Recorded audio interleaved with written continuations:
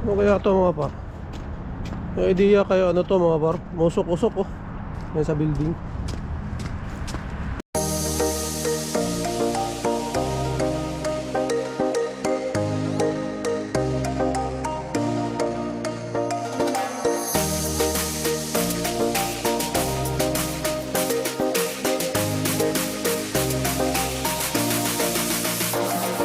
Diyos, Davao del Sur nandito.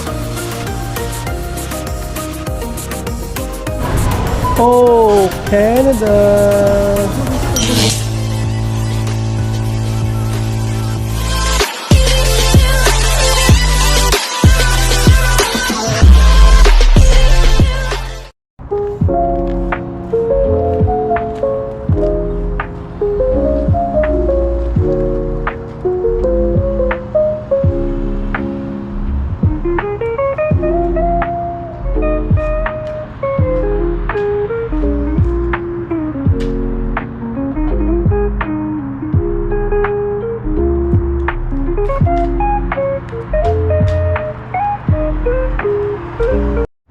Ano kaya ito mga par? Yung idea kayo ano to mga par? Musok-usok oh. Yan sa building. Siguro hingahan yun.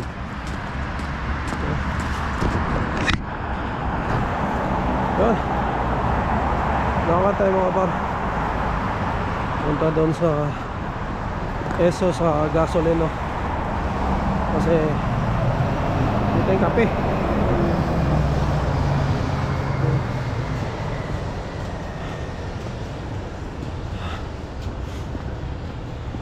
Magandang panahon mga par, hindi masyadong malamig no.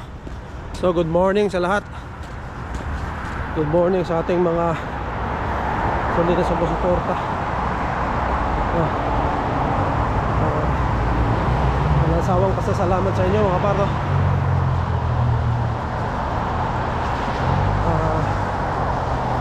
Kaya medyo ano tayo, naganahan tayo mag vlog kasi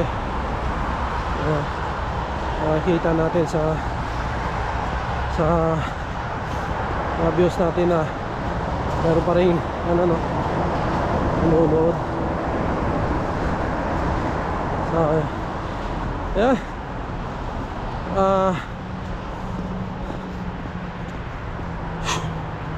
Ngayon mga par no, dala ulit kami ng aking boss. Aking boss. Boss JR no?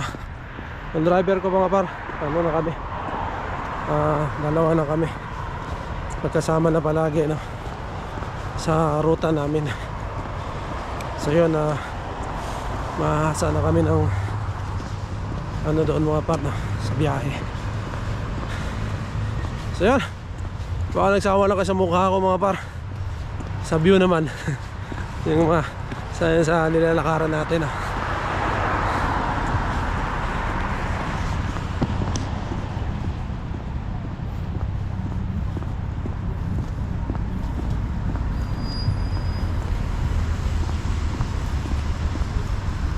malinis tong kasada mga par.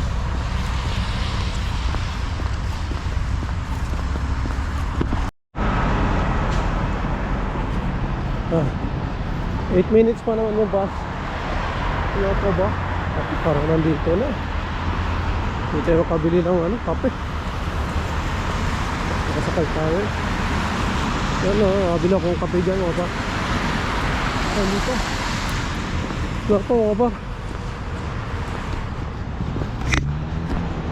So hindi pa pala yun yung bus. So pwede pa tayong bumili ng kape mga par. Para makahigop-higop tayo, mainit no. Bili muna tayo. Apa naman yung bus. Bili muna tayong kape.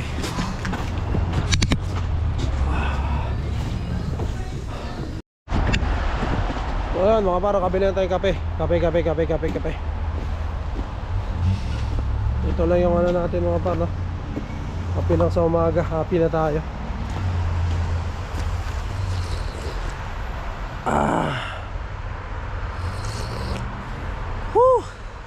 Kape ng Tim Horton Ito ang Tim Horton mga par no? Ito yung talagang napakaraming store dito sa Canada. na may sa mga wala dito sa Canada mga par, no? Tim Hortons napakaraming store, halos tabi-tabi na, no? Pero dito banda nag-iisa lang to siya. Pero sa mga ano mga par, yung mga city na, yung mga marami ng ano establishment, halos tabi-tabi tong Tim Hortons. And then mura din kasi siya, mas mura sa Starbucks mga par.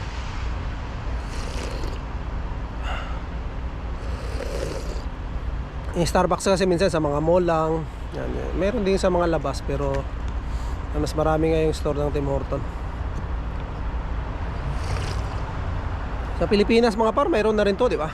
Nakita ko doon noon sa Makati, nung nasa Makati kami, naglalakad kami ng papeles, no? Meron ding Tim Hortons doon sa Makati. Malamang sa BGC mga par, meron din siguro, no? Yan yung mga sikat na ano sa atin eh. Makati, BGC, yan, malamang mayroon yan. Hindi pa kasi ako nakakapunta ng BGC mga par, no? Makati. Yan, nakakapunta lang ako ng Makati noon kasi yung trabaho ko nga dati, nagano ako tawag ito, koleksyon, no? Isa akong driver din ng motor, no? Sa company namin, no? Koleksyon.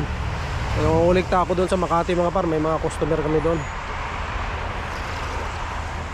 And then yung naglakad kami ng papeles papunta rito, yun puro Makati rin kasi yung ano ba yun,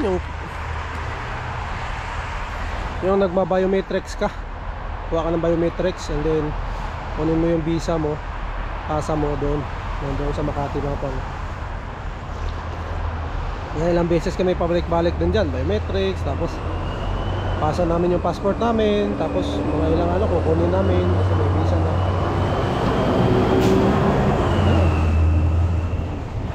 Nakakapunta tayo. So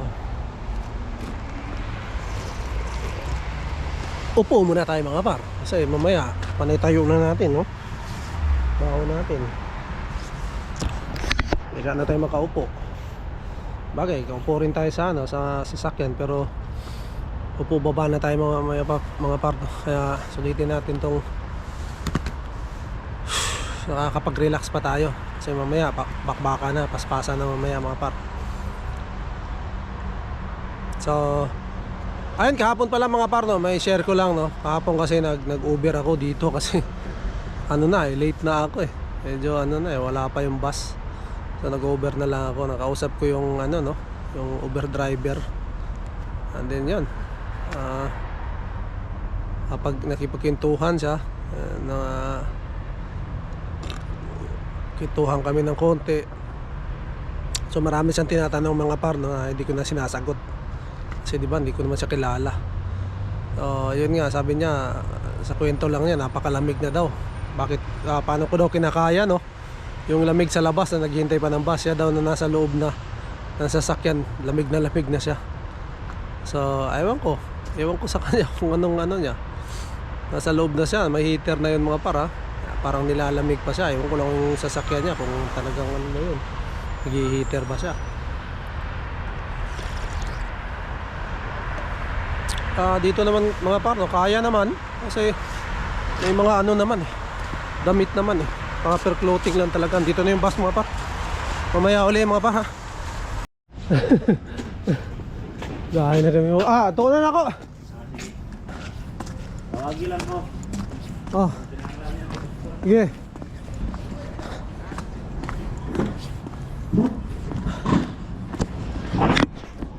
So biyahe na kami mga par, no. Kunin ko lang yung invoice sa taas.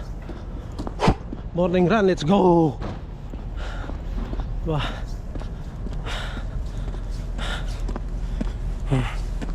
Hingal ako doon, in-arrange namin yung truck para madaling ibaba mga par, no. So ayan, pasok na ako, kunin ko yung invoice. Mamaya ulit. Biyahe na kami mga par. Wala na. Hoy! Wala yung abirya. Wala sila Yan lang. Biyahe.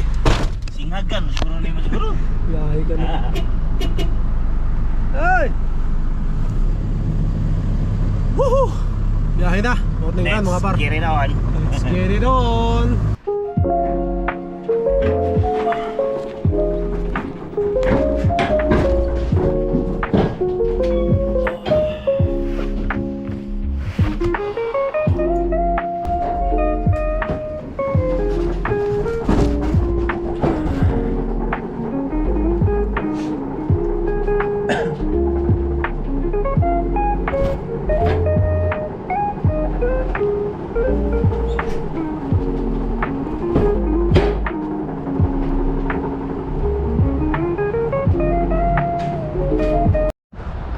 Yun mga par, first stop tapos na.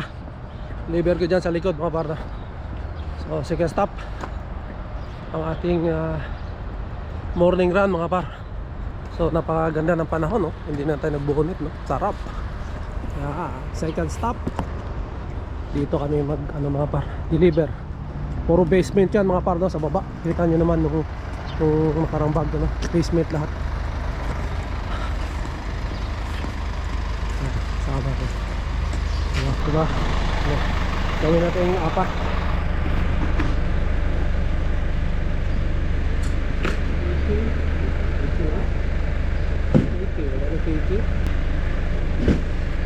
Kape muna mga par, kape-kape.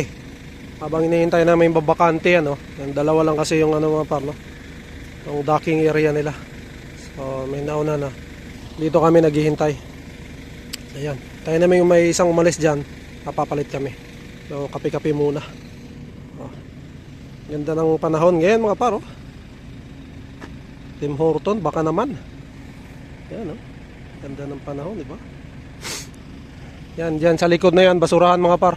Kaya yung basurahan yan, meron din kaming deliver niyan pero sa ibang ruta yan. Yung minsan nakasama kasi ako.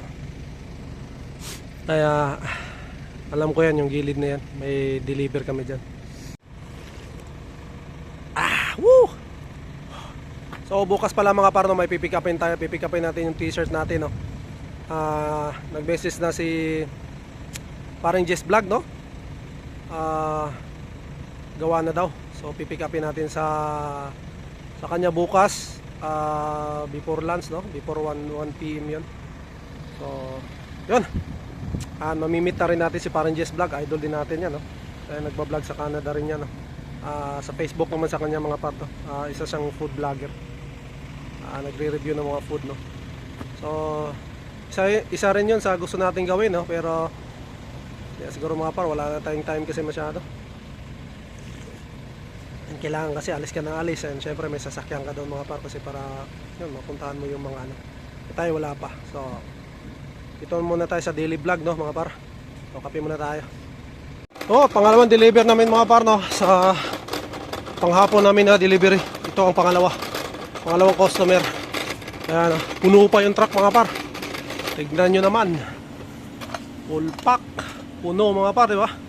Pero mas marami kahapon. Sa tingin ko madali naming matatapos to ngayon.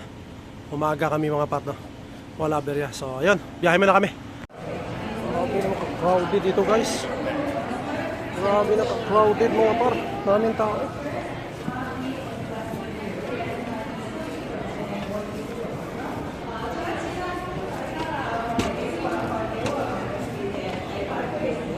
Maraming tao mga par.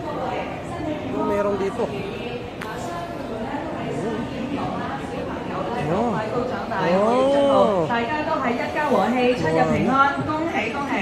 Kung hipatsoy pala to.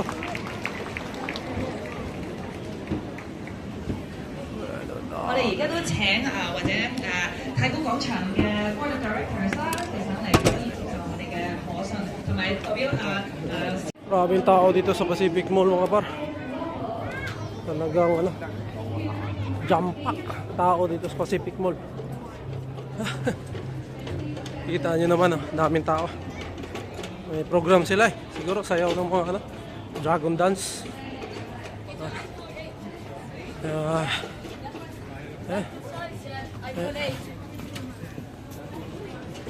Lalo. Okay na? Okay na. Nanood pa nga ako ng program. Nanood ako ng program nito. Tapos na kami mga parto. Naigarahin na namin yung sasakyan, and nabigay na namin ang dapat ibigay sa opisina, and then tapos uwi na mga par. So uwi na kami.